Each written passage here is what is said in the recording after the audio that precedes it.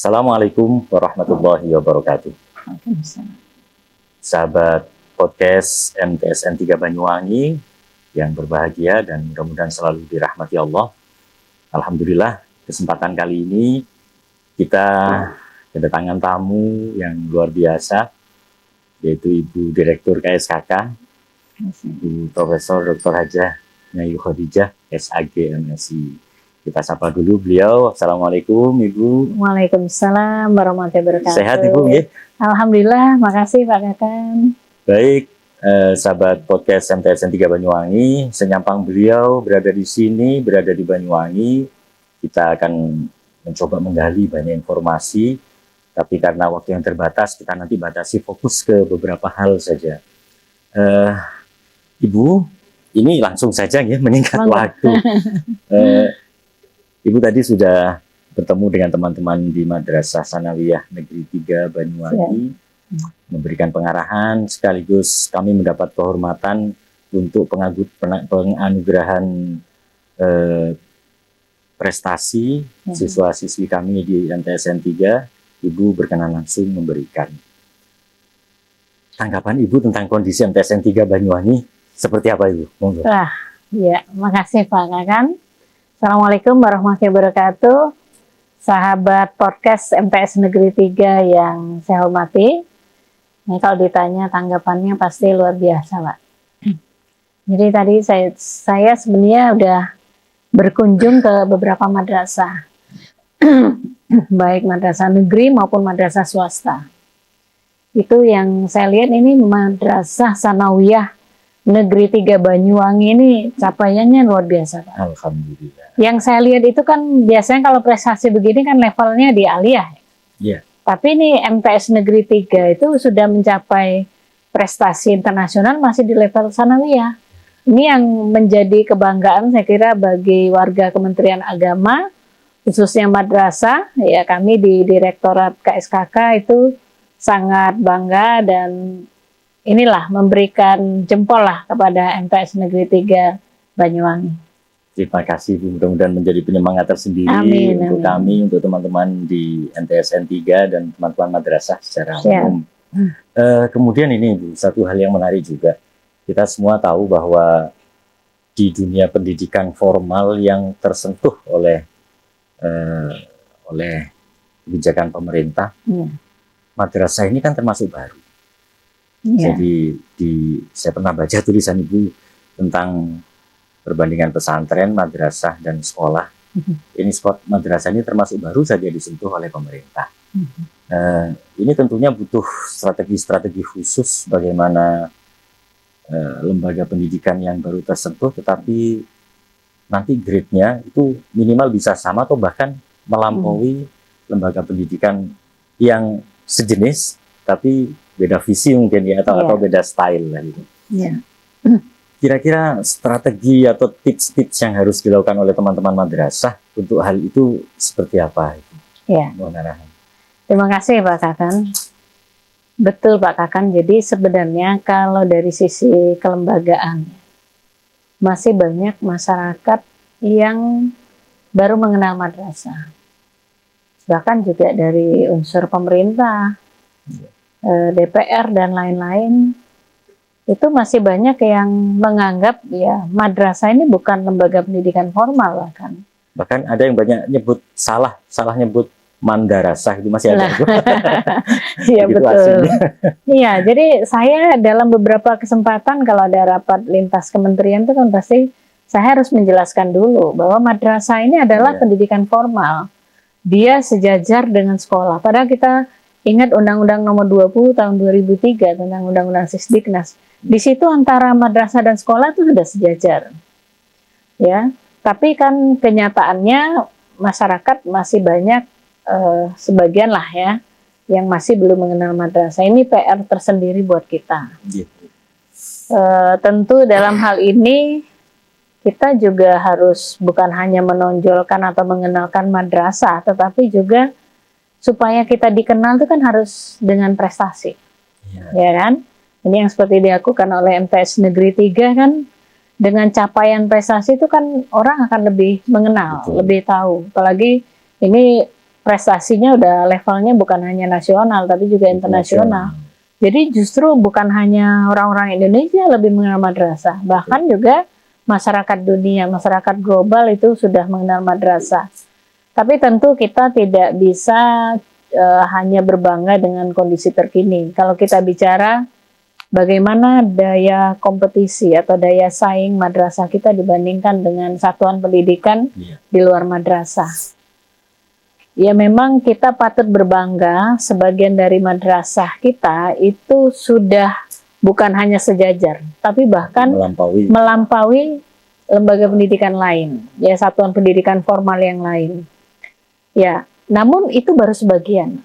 Tantangan kita sekarang bagaimana agar semua madrasah bisa maju dan berkembang secara optimal. Ini menjadi PR kita dan tentu menurut saya ini menjadi kerja kita semua, mulai dari level madrasahnya sendiri, kemudian kantor Kementerian Agama Kabupaten Kota, kantor wilayah, bahkan kami juga di Kementerian Agama Pusat.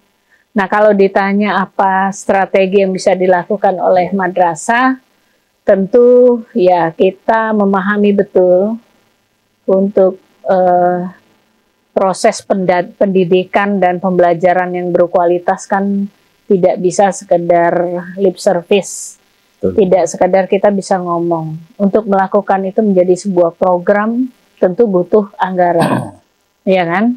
Selain punya semangat, kita juga harus didukung dengan pembiayaan untuk bagaimana program-program yang kita buat itu bisa berjalan. Nah, tentu dalam hal ini menjalankan program kan tidak bisa mengandalkan dengan anggaran yang kita miliki saat ini. Iya, yang bersumber dari APBN. Sumber dari APBN itu kan sangat terbatas, kan. Makanya di kita itu kan ada PMA nomor 16 tahun 2020 yang memungkinkan bagi madrasah-madrasah baik negeri ataupun swasta untuk mengelola dana yang bersumber dari masyarakat melalui lembaga yang disebut dengan Komite Madrasah. Jadi PMA 16 2020 ini bisa menjadi payung yang membantu madrasah supaya komite bisa berperan membantu madrasah bagaimana madrasah itu bisa berkembang secara optimal. Ya, di sini keterlibatan masyarakat menjadi sangat penting. Iya, menurut saya sangat penting sekali. Dan kalau kita lihat dalam sejarah kan memang madrasah ini kan muncul dari kebutuhan masyarakat. Iya. Beda dengan satuan pendidikan yang lain kan. Iya. Mereka muncul dari keinginan pemerintah. Betul. Lalu pemerintah memberikan fasilitas, memberikan guru, ya kan, memberikan pendanaan yang cukup, baru berdiri. Sampai ada istilah dulu sekolah impres gitu ya. Iya. Padahal nanti ketika udah dibuka muridnya nggak ada. Nah, itu dia. Tapi kalau madrasah ada muridnya dulu, Pak. Ada murid yang mau sekolah, gurunya ada, baru kita bikin lembaganya. Gurunya ada dan ikhlas-ikhlas. Nah, itu. Gajinya kecil tapi bisa jalan. Ini luar biasa. Iya. Jadi rasa memiliki masyarakat terhadap madrasah menurut saya lebih tinggi daripada satuan pendidikan yang lain. Karena memang madrasah lahir dari masyarakat. Jadi insya Allah menurut saya melihat di banyak tempat peran komite itu sudah luar biasa, Pak. Betul. Iya. Dan kita harap juga masyarakat perannya semakin besar. Tentu. Hubungan atau komunikasi antara madrasah dengan masyarakat juga harus semakin baik untuk memajukan pendidikan madrasah. Iya. Terima kasih, Bu. Kemudian yang terakhir sebetulnya banyak hal yang ingin kita diskusikan, Ibu, karena keterbatasan waktu. Ini sebetulnya mumpung Bu Direktur ada di sini. Kemudian poin terakhir yang kita diskusikan siang ini, saya tertarik dengan pesan Ibu di YouTube KSKK ketika awal Ramadan, Bu. Ibu menyatakan bahwa Ramadan ini kita bagi menjadi 3 fase. Fase pertama di awal anak-anak libur atau sekolah belajar di rumah. Kemudian fase kedua tatap muka, fase ketiga Idul Fitri. Nah, selama ini banyak orang termasuk saya, ketika libur awal puasa itu berarti masih penyesuaian fisik saja. Yang biasanya tidak lapar menjadi lapar. Nah, untuk penyesuaian fisik ini maka kemudian sekolah kita liburkan atau anak-anak kita adakan pembelajaran di rumah masing-masing. Ternyata statement dari Bu Direktur sangat menarik. Jadi ternyata fase pertama itu bukan hanya sekedar penyesuaian secara psikologis, secara fisik, fisiologis ya.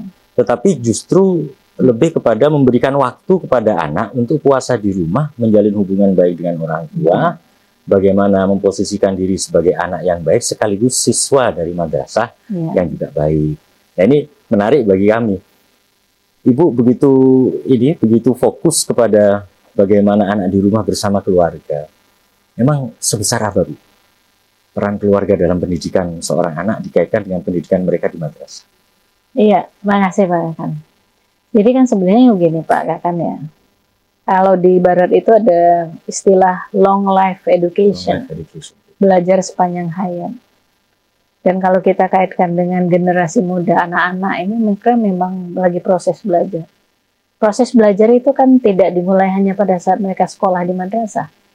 Tapi proses belajar itu sudah dimulai ketika mereka lahir ke dunia ini. Di rumah dengan orang tua mereka. Ya. Dan kita paham betul, ini kan bagaimana sistem pendidikan, kalau kita Ki Hajar Dewantara menyebutnya tripusat pendidikan ya. Rumah, kemudian sekolah atau madrasah, kemudian masyarakat. Itu semua punya peran yang saling mendukung. Nggak bisa madrasah itu berjalan sendiri, atau keluarga berjalan sendiri. Tentu ketiganya harus berjalan secara harmonis, saling mendukung. Apa yang menjadi program madrasah? Artinya kalau kita kaitkan dengan Ramadan, ya, di mana harapan kita di bulan suci Ramadan ini kan bukan sekedar ya, saya sangat menolak ketika kemarin di awal disebut bukan pada liburnya yang harus ditonjolkan, saya bilang. Tapi tetap proses belajar. Tapi belajarnya berbeda dengan ketika mereka belajar di madrasah. Tentu di belajar di rumah ini kan menjadi fondasi bagaimana mereka belajar di madrasah. Ketika misalnya kita belajar tadi bagaimana membentuk karakter anak, kan yang utamanya proses pendidikan itu kan karakter. Kalau ilmu pengetahuan mereka bisa tinggal buka YouTube aja belajar sendiri. Selesai di Google. Selesai gitu kan. Mereka bisa buka buku sendiri, buka internet sendiri, buka Google sendiri untuk mencari ilmu pengetahuan. Tapi soal karakter, pembinaan utama itu dalam keluarga, Pak. Sebaik apapun pembinaan di madrasah ya ataupun di sekolah, itu tentu sangat tergantung bagaimana anak itu telah dibina di dalam keluarganya. Nah, ini pentingnya saling mengisi, saling mendukung antara orang tua dan madrasah. Jadi ini upaya ibu juga untuk menyambungkan keluarga dengan madrasah. Betul. Apalagi sekarang eranya orang tua pada sibuk, Pak. Betul. Nggak ada waktu untuk, ya ini kita bersyukur ya dengan banyaknya WFA ini kan orang tua banyak di rumah sehingga attachment antara orang tua dan anak bisa terjalin lebih baik ya. Saya kira lebih ke ini, bagaimana memberikan atau mengingatkan orang tua tentang peran mereka terkait dengan pembentukan karakter anak. Itu aja sih sebenarnya, Pak. Terima kasih, Bu. Ini jujur wawasan pendidikan baru bagi kami, bagi masyarakat yang selama ini ketika mengenal libur di awal-awal Ramadan itu ya namanya libur awal Ramadan untuk penyesuaian perut gitu. Ternyata ada nilai yang jauh lebih dalam dari itu. Ya Ibu, terima kasih banyak kehadirannya di Banyuwangi. Terima kasih juga dukungannya untuk madrasah. Mudah-mudahan Ibu selalu sehat, diberi keberkahan oleh Allah SWT sehingga tetap bisa semangat memperjuangkan madrasah. Sahabat podcast MTSN 3 Banyuwangi yang dirahmati Allah, demikian tadi bincang-bincang kita yang saya rasakan sangat singkat sekali dengan Bu Direktur KSKK. Terima kasih atas kebersamaannya. Mudah-mudahan MTSN 3 Banyuwangi tetap menjadi MTSN yang mampu mendidik siswa-siswinya berkarakter Islami yang kuat. Terima kasih, mohon maaf. Allahumma fiqh al-qamit. Wassalamualaikum warahmatullahi wabarakatuh.